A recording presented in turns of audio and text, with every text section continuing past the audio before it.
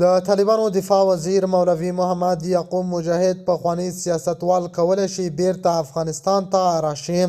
د طالبانو دفاع وزیر مولوي محمد یعقوب مجاهد پخوانی سیاستوالو ټولو ته یې بلنه ورکړې او ورته یې ویلي دي په ډاډه زړه خپل هیواد کې ژوند کولی شي او په سوله ییز ډول ژوند ته ادامه دي ورکړي.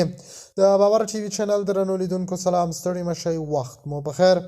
د افغانستان دفاع سرپرست وزیر ملا محمد یعقوب مجاهد پخوانیو افغان سیاستوالو ته یو مهم پیغام ورکړی دی.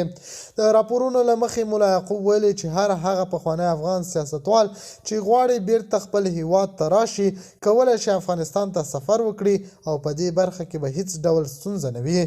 نوموړی ټینګار کړی چې افغانستان د ټولو افغانانو ګډ کور دی او هر افغان حق لري په خپل هیواد کې ژوند وکړي. مولا یعقوب په خپل پیغام کې ویلي چې اوسنی وضعیت ته دې غوښتنه کوي چې ټول افغانان د هیواد د ثبات او پرمختګ لپاره یو ځای کار وکړي. هغه زیاته کړې چې د اوږدو جګړې وروسته افغانستان د یووالي او همکارۍ اړتیا لري. د نوموړي په وینا پخوانی سیاستوال که غواړي افغانستان ته راشي کولی شي له اوسني نظام سره په سوله ییز ډول ژوند وکړي او د هیواد د پرمختګ لپاره خپل رول ولوبوي.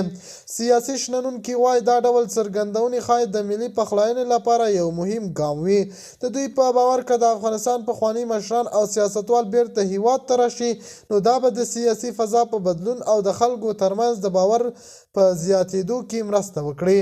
همدارنګه ځینې کارپوهان وایي چې افغانستان د اقتصادي او ټولنیز پرمختګ لپاره د ټولو افغانان ګډو هڅو ته اړتیا لري او دا به ښه وي چې د هیواد ټول سیاسي او ملي شخصیتونه د افغانستان د راتلونکي لپاره ګډ کار وکړي.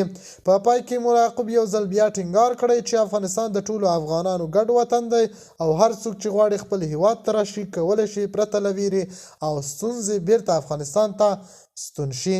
د باور ټي وي چینل درنو لیدونکو تر بیا ښې چارې.